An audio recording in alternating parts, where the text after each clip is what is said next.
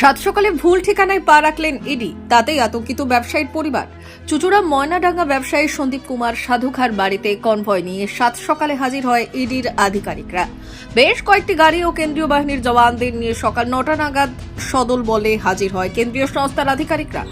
দরজায় কড়া নেড়ে ভেতরে প্রবেশ করতেই আতঙ্কিত হয়ে পড়েন সন্দীপের পরিবার। এক প্রকার জোর করেই ভেতরে ঢোকার চেষ্টা করেন তারা। তবে ঘুম থেকে উঠে ব্যবসায়ী বেরোনোর জন্য প্রস্তুতি নিচ্ছিলেন, ঠিক সেই সময় তার বাড়িতে হাজির হয় এনফোর্সমেন্ট ডিরেক্টরের আধিকারিকরা। কিন্তু বুঝে ওঠার আগেই রীতিমতো হতচকিত হয়ে পড়ে তারা।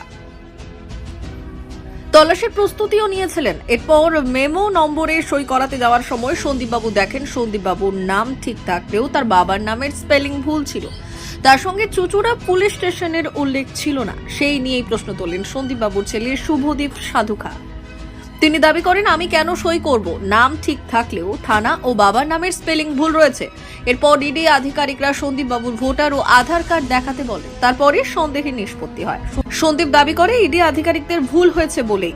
তারপর তারা প্রায় 1 ঘন্টা পর আমাদের বাড়ি ছেড়ে বেরিয়ে যায়। যদিও তারা এই বিষয়ে আতঙ্কিত, ইডি আধিকারিকরা আশায় শুরু হয় প্রতিবেশীদের মধ্যে গুঞ্জন। সূত্রের খবর, সন্দীপবাবুর লজেন্সের ব্যবসা রয়েছে। পোলবা থানা এলাকার মহেশপুরে রয়েছে তার কারখানা। সেখানে কয়েকজন শ্রমিক কাজও করে। আজ সকালে ঘুম থেকে উঠে ব্যবসায়িক কাজের জন্য বেরোচ্ছিলেন তিনি।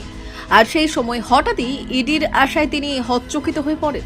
সন্দীপবাবুর দীর্ঘদিন ধরে অসুস্থ, কলকাতায় চিকিৎসা চলছে তার। এই প্রসঙ্গে সন্দীপবাবুর ছেলে শুভদীপ জানিয়েছেন, সকালে ইডি আমাদের বাড়িতে এসেছিলেন, কিন্তু তারা যে নাম দেখান তাদের সঙ্গে আমাদের নামের কোনো স্পেলিং মিল ছিল না।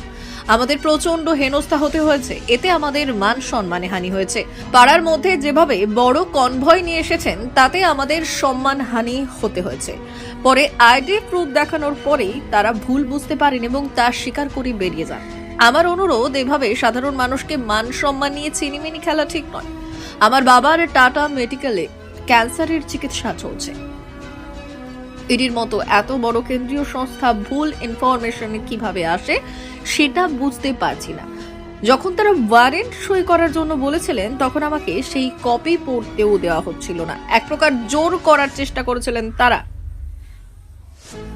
আমি যখন জানতে চাই বারবার, তখন আমার সাথে তারা বেশি কথা বলতেই চাইছিলেন না।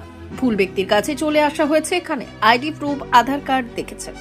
ইডি যা করছে তাতে এক প্রকার ভদ্র মানুষকে অসম্মান করা হচ্ছে।